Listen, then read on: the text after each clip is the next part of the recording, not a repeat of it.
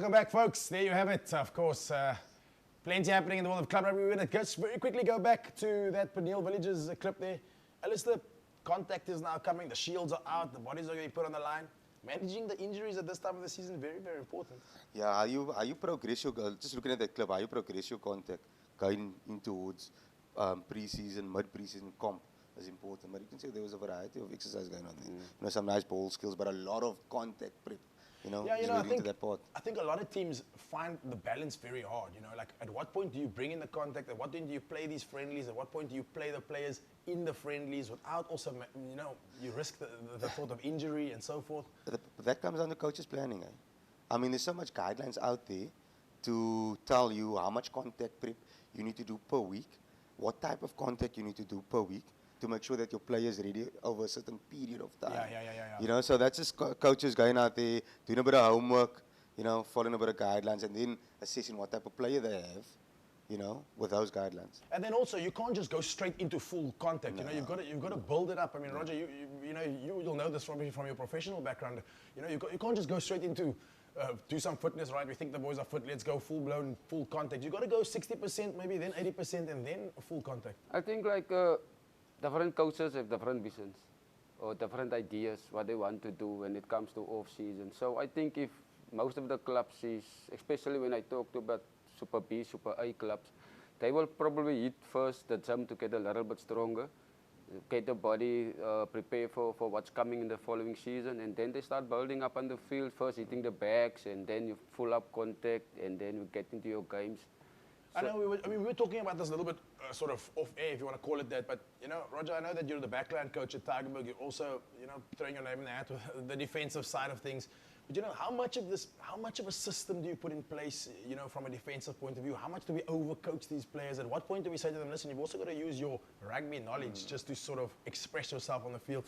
It's like I'm saying, it's like first identify what you have before you put in any systems like attacking or coaching systems. Because if I don't have the players to maul, I can't do mauling, you understand? 100%. So first identify your squad that you have. Yeah, I mean, Alistair, would you agree? 100%. So you can't play the same style of rugby year in, year out if you don't have the same type of player. So profiling your player at the beginning of the season is very important to know how you're going to defend, how you're going to attack. You know, and then your coaching goes around it. Same with your conditioning. You know, if you're going to play a running game, then your conditioning is going to be based around running. You know, if you're going to play a physical game, then your conditioning is going to be based around physicality. So getting that balance right is important. I mean, you know, a lot of teams in Super League A or Super League B, or across the board actually, all have this vision. They want to play an expansive game of rugby. They want to play, you know, like the All Blacks. They want to play like the Springboks. They want to do a 6-2, a 7-1 split on the bench. They want to do all these things. But, I mean, you make a lot of sense. You've got to look at what you have at your disposal before you can even come up with any form of game. Yeah, you have to profile your player, play your base and players what you have before you come up with a game model that you want to run out at your club. So then, without giving away too much, Roger, what kind of style of rugby are we going to see from Tygerberg this year? We run, we run. Bags to bags, we run. Now we'll mix it up, but we'll mix it up. We'll mix it up. You have to be a good, strong foundation when you're in Super A. You can't just run the ball. There will be scrums. There will be lineouts. You understand? There will be a lot of breakdowns. So we'll mix it up. But we'll have to give the ball, some air, and see what the position can give us. Yeah, I mean, look, rugby, we can make it as complicated as we like. There's always going to be a scrum, there's always going to be a line out, and you're always going to have to defend and attack. So let's not overcomplicate things. Speaking of overcomplicating things, we also went down to Massey, and we managed to catch up with them and see what they're doing during this preseason. Don't go anywhere, we'll be back in a sec.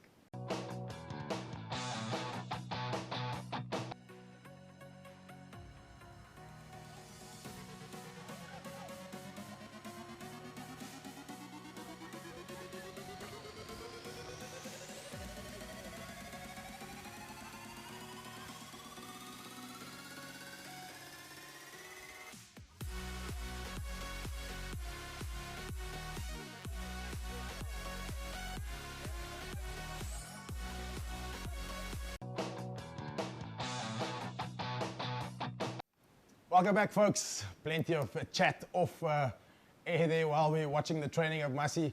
Roger, you very clearly you spotted something there in terms of these guys are busy doing maps and getting around the field. From Peniel Village's point of view, we saw a bit more fitness, a bit more sort of, just hitting the bags. You see the difference between the two?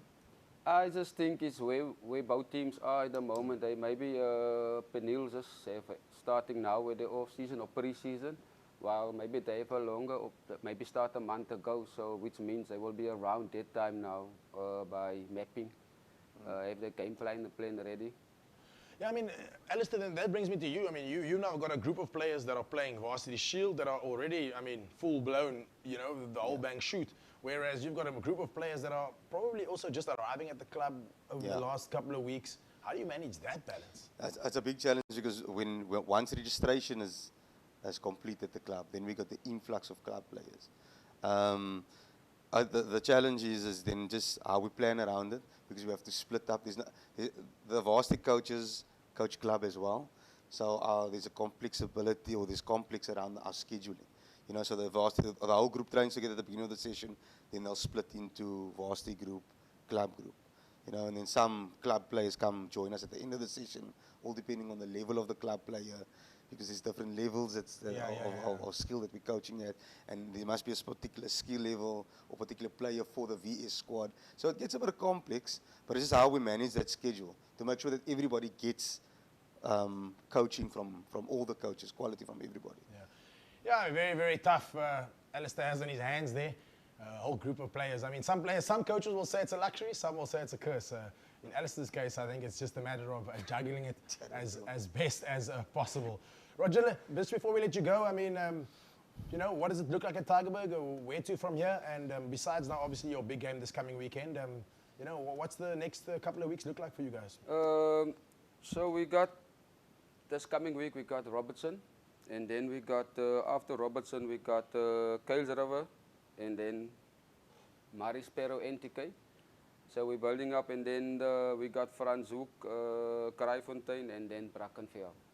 And then we hit our first league game, 2 league games, which Village is the first. I can't remember the second one, and then it's Easter weekend, where I think it's going to be very tough because Rhinos, Hamiltons, we got some provincials, league winners at the tournament this year. So Tygerberg, definitely going to have their work cut out for them, but with Roger Smith and his expertise at the helm there, we have no doubt that Tygerberg will be in very, very good hands this year and probably turn their fortunes around from what they had last year. Alistair, same with you. Before we let you go, firstly, picked up a big result, Varsity Shield, so you must be happy, and then you're hitting the road, you said. Yeah, look, we're happy with the result. It wasn't a great year last year for CPUT in the Shield and in the league. So the big thing for us was to start well this year. Which fortunately enough we did. And then this coming Friday, we fly tomorrow, we play Assault Plackers University in Kimberley. And then the club-wise, we got a couple of club friendlies, and then the club is playing the Easter tournament, and then they play the first club game. So there's a lot of rugby coming up.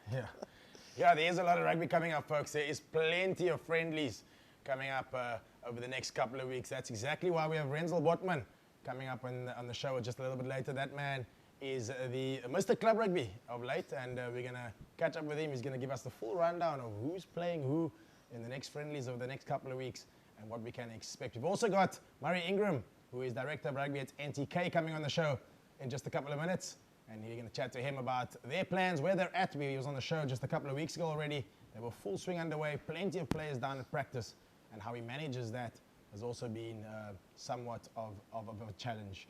But before we let the gentleman go, Roger, thank you so much for joining us again, and we look forward to seeing Tygerberg back at the helm of Western Province Club Rugby in the Super League. Thanks, Morgan. Good to be here. And we're still looking for players. We're recruiting on KTV. Well, there you go, folks. If you're looking for a club and you're in the Tygerberg area, then, of course, go down there and put your boots on. What a great club, of course, Tygerberg is, and they'll be very much at the top of Super League, I suspect, this year. Alistair, thanks again for joining us, and all the very best, man. Yeah, you've got your hands full at CPUT. Yeah, thanks for having me. Yeah, we got a good couple of weeks coming up. Yeah, we wish CPUT all the very best. The Varsity Shield, they've got some friendlies coming up, and then, of course, they've also got the small matter of the Western Province Super League B coming up over the next couple of weeks. Don't go anywhere, folks. In just a couple of minutes, we'll be back. We'll go to ads in just a second.